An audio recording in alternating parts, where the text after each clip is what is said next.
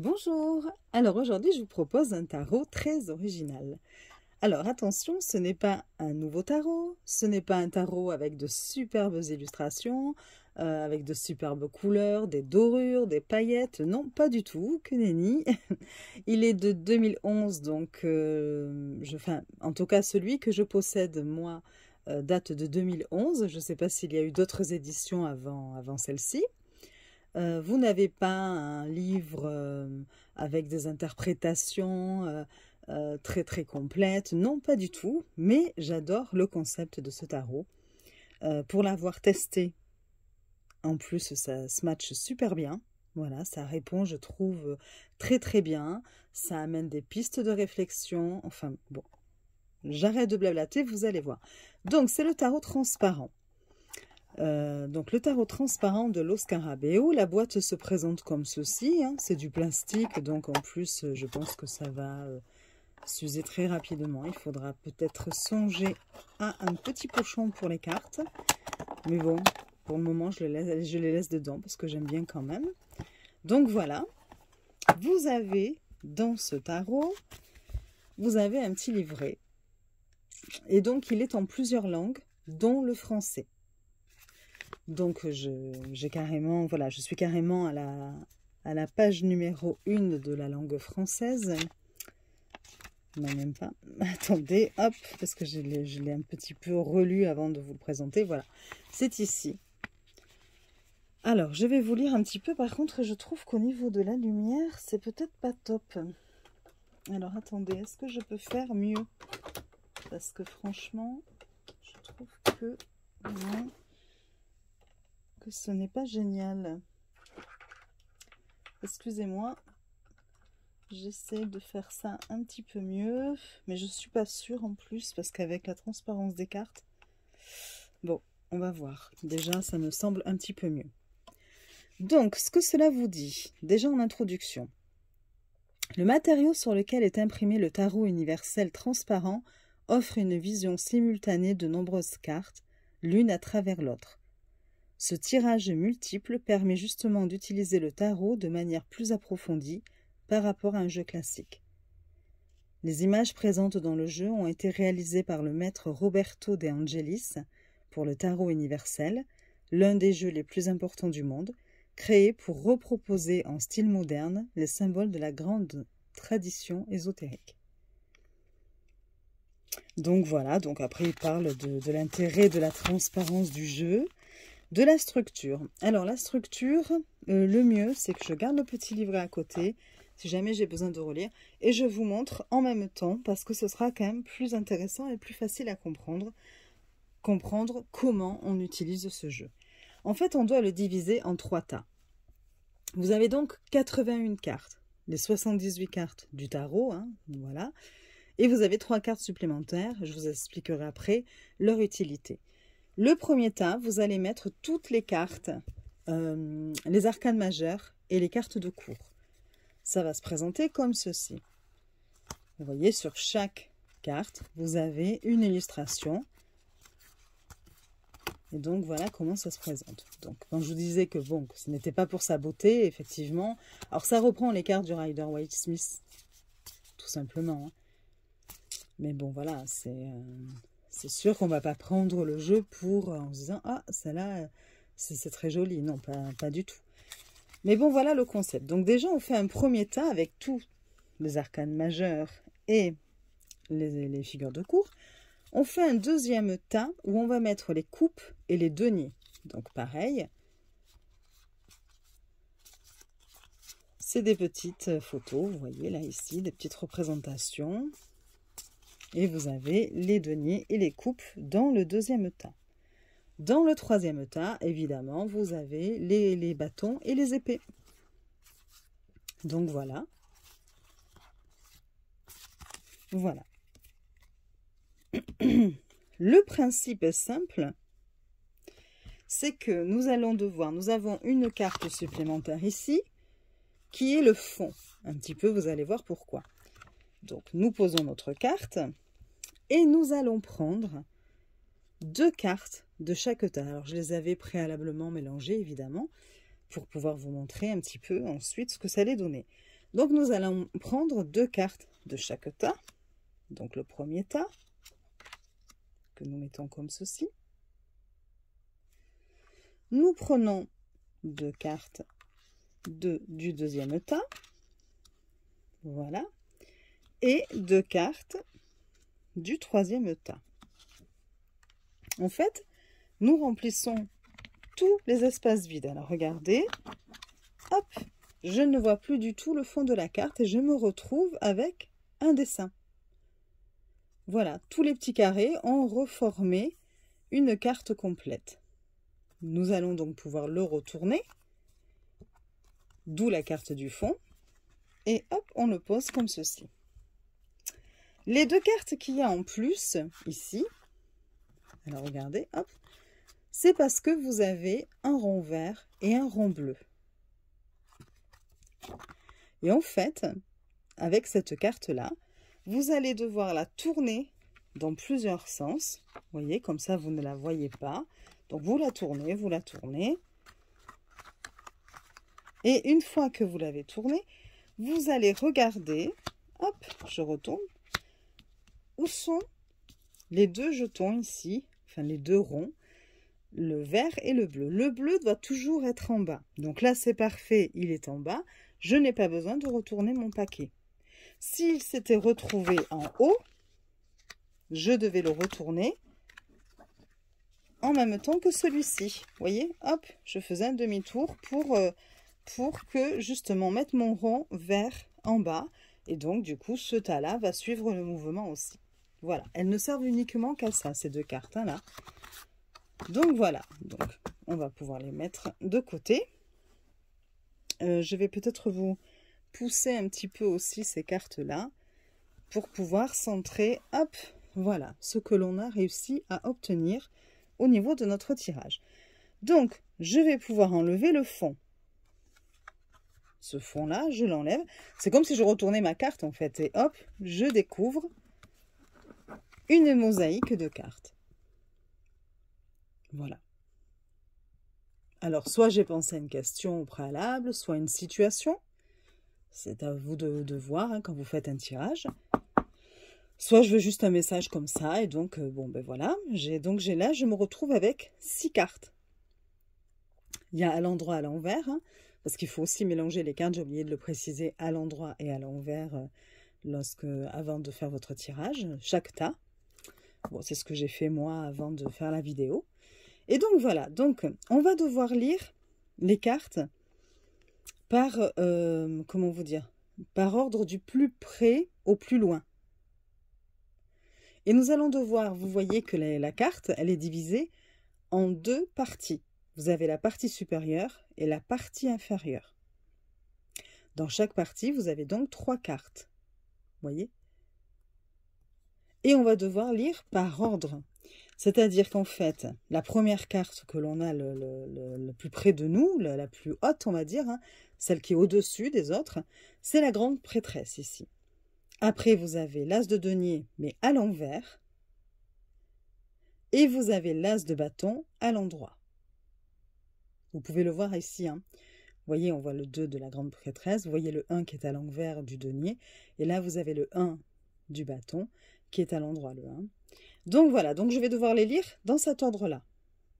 Et ensuite, quand je passerai à la partie inférieure, nous aurons d'abord le cavalier de bâton à l'endroit. Nous avons ensuite, nous avons l'ordre ici aussi. Hein. Vous voyez, vous avez après le 8 de denier et vous avez le 3 d'épée. Voilà. Alors, je ne sais pas si vous arrivez à bien voir. C'est vrai qu'avec les reflets et tout, c'est peut-être pas simple. Mais bon, voilà. Donc maintenant, il faut que je vous explique les 2 parties. Parce qu'évidemment, elles ont une signification différente.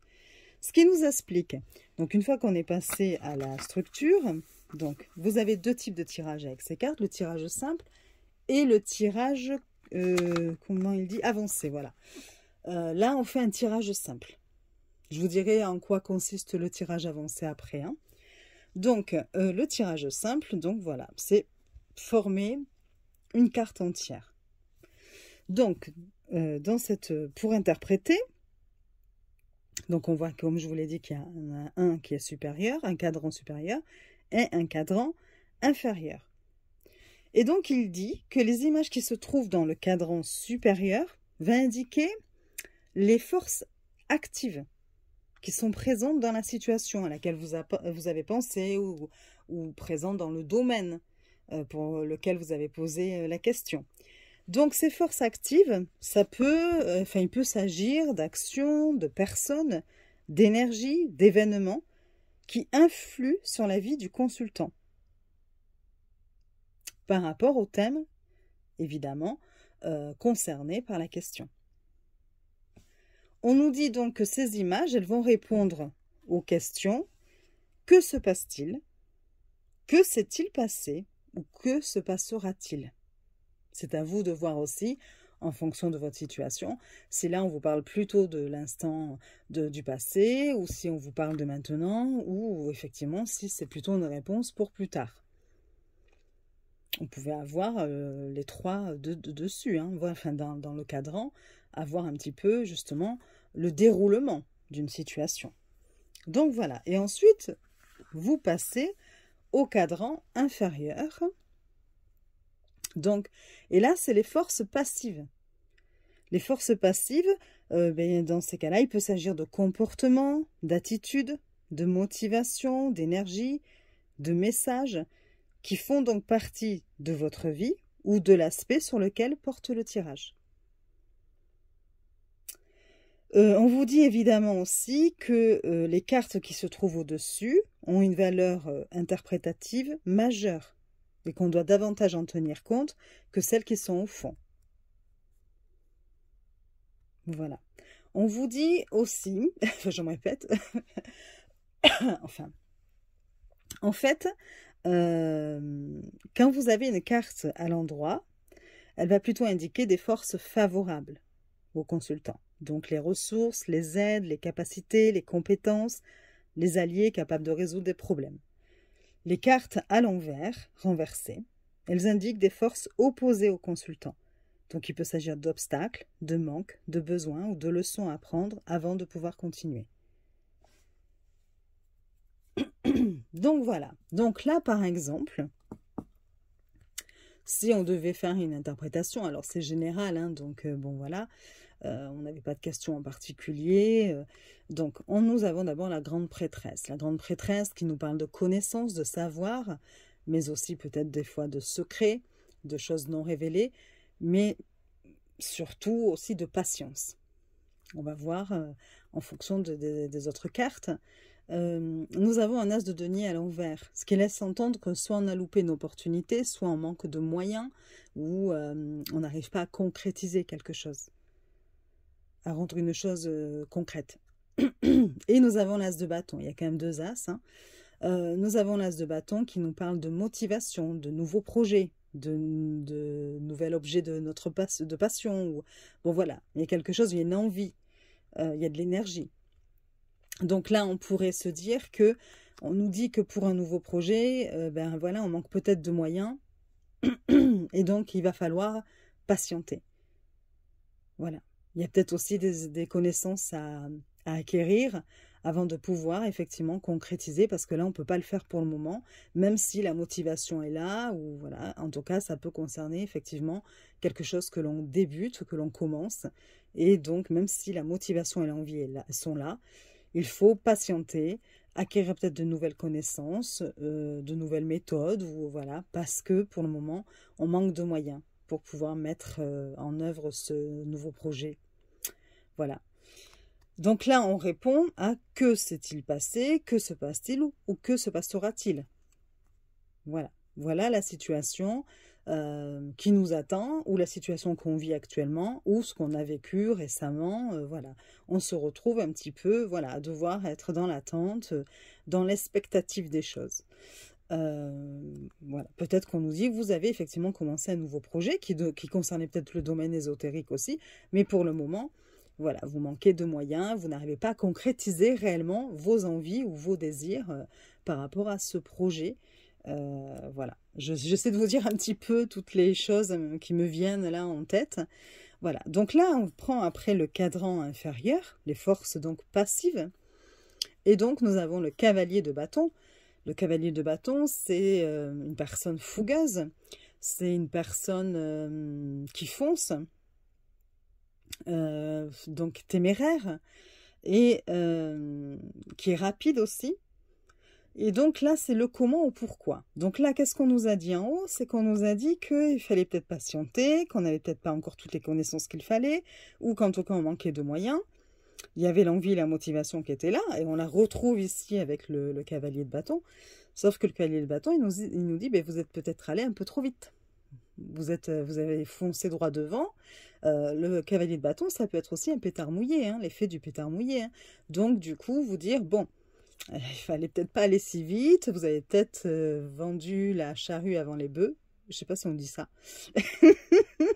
Faut que j'arrête de dire des expressions, je les transforme à chaque fois, donc je fais beaucoup rire mon entourage à cause de ça, donc bon. Et c'est plus fort que moi, en plus, à chaque fois, j'ai des expressions qui arrivent dans ma tête, et puis bon, ben voilà. Et je tombe toujours, soit j'associe deux expressions, je vais les mélanger, enfin bon, c'est une catastrophe. Bon, allez, on retourne au tirage. Donc là, nous avons le cavalier de bâton, on va regarder quand même les autres avant de continuer notre interprétation. Nous avons le 8 de denier. Le 8 de denier, il faut travailler dur, c'est du travail minutieux aussi. C'est de la persévérance, c'est peut-être acquérir aussi de nouvelles méthodes, de nouvelles compétences. Il y a peut-être aussi un côté routinier aussi dans le 8 de denier. Et nous avons le 3 d'épée. Et le 3 d'épée, c'est la déception. Ça peut être un désespoir. Voilà, bon. Donc là, ce qu'on nous dit, comme c'est le comment et pourquoi on n'arrive pas, enfin moi voilà ce que je dirais de ce tirage, pourquoi on n'arrive pas à mettre en place nos désirs, peut-être concernant le domaine ésotérique ou notre désir de nouveaux projets. Et donc du coup, ben, on est là, on patiente, mais bon, ben, il n'y a pas grand-chose qui bouge, bon voilà. Peut-être parce que tout simplement, nous sommes allés trop vite et qu'on nous dit qu'il faut, ou ok, vous avez débuté, vous avez la fougue, il faut continuer comme ça, mais il faut être peut-être plus minutieux, peut-être répéter encore les choses, voilà, hein, continuer à travailler, persévérer, et ne peut-être pas, essayer de prendre du recul émotionnellement, parce que là, effectivement, nos attentes sont déçues, c'est ce qu'on nous dit, et donc peut-être être un peu moins dans cette attente, peut-être faire les choses, continuer à avoir cette envie, ce désir, sans pour autant avoir des attentes. Alors bien sûr que c'est difficile et on a tous, quand on fait quelque chose, on a tous une idée en tête, un but à atteindre et c'est ce qui nous motive. Mais justement, c'est ce qui fait aussi que parfois on est déçu. Si on fait les choses par plaisir et qu'on n'attend rien, ben, on n'aura pas ce 3 d'épée qui viendra en principe. Voilà. Donc bon, voilà moi comment je vois le tirage, vous voyez. Donc là, vous aviez les actions, enfin les forces présentes. Et puis là, vous avez peut-être des comportements, des conseils, des attitudes, voilà, à acquérir ou que vous avez en ce moment et qu'il faut peut-être corriger.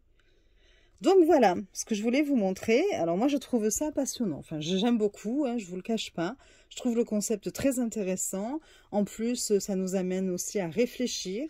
Ce n'est pas seulement de la divination, effectivement. On est peut-être même ici dans un peu de la guidance, du développement personnel, même si on peut aussi avoir des réponses à nos questions, hein, évidemment. Alors, le tirage avancé, puisque avec ce tarot, bon, eh bien, vous avez 2 propositions de tirage. Hein. Effectivement, vous pouvez vous dire, ah ben mince, on ne peut pas prendre... On pourrait, mais quel est l'intérêt de prendre une carte comme ceci pour juste poser une question, tirer une carte et on a une carte comme ceci, alors qu'on pourrait avoir un jeu de tarot avec le cavalier de bâton sur toute la carte. Effectivement, c'est quand même plus joli et plus intéressant. Après, évidemment, hein, qu'on peut aussi l'utiliser comme un tarot classique, mais bon. Alors, le tirage avancé, c'est quand vous avez effectivement fait ceci. Mais vous allez en fait, avant de faire votre tirage, vous séparez toujours les cartes en trois tas de la même façon. Et puis, vous allez déterminer les thèmes sur lesquels vous voulez avoir des réponses. Ça peut être l'amour, les finances, le travail, la spiritualité, la famille, la santé, les amis, enfin voilà. Pour vous, qu'est-ce qui est important là en ce moment, sur quel domaine vous voulez avoir des réponses. Et donc, une fois que vous aurez déterminé les domaines, admettons, je vous dis ça au hasard, allez, amour, travail, finance, classique, vous allez donc vouloir composer 3 mosaïques de 6 cartes. Vous allez aussi faire en sorte que le premier thème soit celui qui a le plus d'importance pour vous actuellement. Si vous voulez vraiment, enfin pour vous, il est plus important aujourd'hui d'avoir des réponses dans le domaine de l'amour, même si évidemment ça ne vous empêche pas de vouloir aussi savoir ce que vous réserve le domaine professionnel, vous mettrez en premier lieu le thème de l'amour. Voilà, premier thème, le thème de l'amour. Deuxième thème, allez, le travail. Troisième thème, les finances. Vous faites par ordre d'importance. Et vous allez tirer 2 cartes de chaque tas pour le premier thème, 2 cartes de chaque tas pour le deuxième, 2 cartes du troisième tas, de chaque tas, mince, pour le troisième. Je suis en train de vous embrouiller. Enfin bon, j'espère que c'est clair. Et vous allez donc vous retrouver avec 3 mosaïques comme ceci. La première pour le domaine de l'amour, la deuxième pour le travail, la troisième pour les finances. Et l'intérêt du tirage avancé, ce n'est pas, excusez-moi, j'ai la gorge qui me gratte, c'est la cigarette. L'intérêt de ce tirage avancé, c'est qu'une fois que vous avez lu, interprété les 3 cartes composées, enfin les 3 thèmes, voilà, on va dire plutôt, parce que c'est quand même une carte formée, c'est 6 cartes en dessous. Donc, vous allez regarder sur chaque thème quelle carte il vous faudrait échanger pour avancer, pour travailler. Alors, attendez, est-ce que il doit expliquer les choses de façon plus simple? Voilà. La seconde différence consiste dans le rôle du consultant. En effet, dans le tirage avancé, après l'interprétation, le consultant sera directement impliqué et encouragé à déplacer les cartes d'un tas à l'autre de manière à identifier les transformations qu'il doit accomplir dans sa vie pour atteindre les résultats souhaités. Donc c'est pour ça qu'il conseille d'ailleurs d'utiliser d'abord bien comme il faut le tirage simple. Il faut bien le maîtriser pour pouvoir après passer au tirage avancé. Il ne faut pas se lancer de suite peut-être dans le tirage avancé. Donc il nous dit, donc pour déplacer les cartes, une fois que l'interprétation est terminée, le cartomancien pourra essayer d'impliquer le consultant dans la phase suivante du tirage. En effet, les interprétations auront très probablement mis en lumière des points de force, des faiblesses, des problèmes et des opportunités. Le consultant a maintenant devant lui une fresque, ou plus exactement une mosaïque, de sa vie, composée de nombreuses pièces, mais unies dans un ensemble bien défini. Ce que le consultant doit faire est déplacer les cartes d'un tas à l'autre en suivant quelques règles simples, semblables à celles du jeu du solitaire, pour essayer de construire une fresque plus semblable à ce qu'il désire et cherche dans sa vie. Donc, il nous explique effectivement que si vous échangez une carte du travail pour mettre dans le thème du travail pour mettre dans le thème de l'amour, vous devrez mettre une carte qui était dans le domaine de l'amour dans le domaine du travail. Vous voyez, enfin, c'est un échange en fait de cartes. Voilà, vous pouvez aussi prendre une carte qui était à l'envers dans un thème et la mettre à l'endroit dans l'autre, mais du coup, vous devrez faire la même chose avec la carte que vous aurez prise du coup dans le thème où vous avez replacé une carte, pour la mettre dans le thème où vous avez pris une carte. Voilà, je ne sais pas si c'est simple. Voilà, donc il ne doit pas manquer de cartes dans un thème, évidemment. Et donc voilà, et donc tout déplacement d'une carte correspond à une action à accomplir dans la réalité. Alors, si le consultant échange 2 cartes entre le tas de l'amour et celui du travail, il répond en réalité à des questions de ce type. Que suis-je disposé à utiliser de mon rapport amoureux dans le cadre de mon travail? Comment puis-je utiliser mes points de force en amour pour les exploiter avec succès avec mes collègues? Effectivement, il faut créer un lien, hein, toujours. Hein.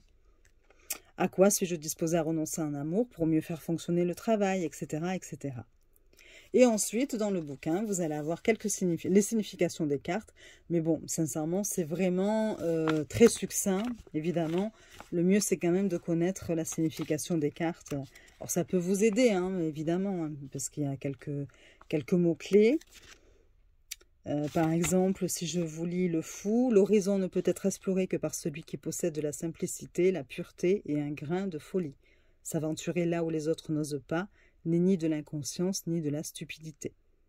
En plus, vous n'avez même pas le sens à l'envers. Hein. Donc, bon, même si on vous a dit, ici, automatiquement, une carte renversée sera en position défavorable. Voilà, c'est ce qui sera défavorable pour le consultant. Ensuite, si je vous lis le 5 de bâton, allez. La compétition et les défis sont des éléments nécessaires pour mesurer sa propre valeur. La force a été suffisante, mais il faut maintenant achever l'œuvre. Voilà, donc vous voyez, c'est ce type-là d'interprétation et c'est tout ce que nous avons. Voilà, donc eh bien, écoutez, vous pouvez me dire ce que vous en pensez en commentaire. J'avais très envie de vous le présenter quand même, ce jeu. Ça fait un petit moment que je l'ai et pour l'avoir testé, je peux vous assurer qu'il est très efficace et très pertinent. Le concept est vraiment intéressant. Je vous souhaite une belle journée. Vous pouvez liker, mettre un petit like si ça vous a plu, un petit commentaire, je vous répondrai. Si vous voulez vous abonner, vous pouvez aussi, ça me fera très plaisir. Et puis, je vous dis à très vite. Des bisous!